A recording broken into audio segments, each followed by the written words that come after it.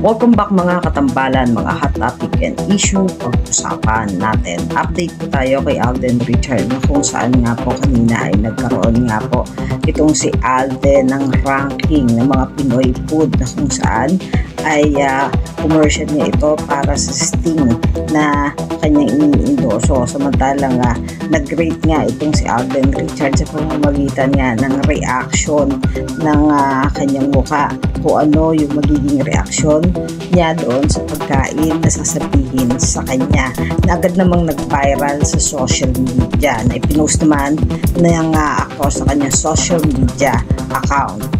At makikita nga yung nakakaaliw na mga reaction itong si Alden Richard kapag sinasabi na nga yung mga Pinoy dishes na kung saan nga ay nagbibigay siya ng face expression at nakakaaliw nga itong si Alden. Nung gabi nga, sa latest post naman kay Alden ay meron nga itong taping sa Family Feud na kung saan nga ay nakakaaliw din itong si Alden sa mga naging reaction niya at talaga namang game na game si Alden tanong ni Ding Dong Dantes at napapasayaw pa nga itong si Alden. Ng umaga nga ay muling nag-morning ride naman itong si Alden kasama si Prince at Nigel na talaga namang nahirapan sa pag-aahon itong sina Alden. Yan po yung mga update natin kay Alden ngayon. Kayo mga katambalan, ano ang masasabi niyo? Mag-comment lang sa comment section at pag-usapan natin.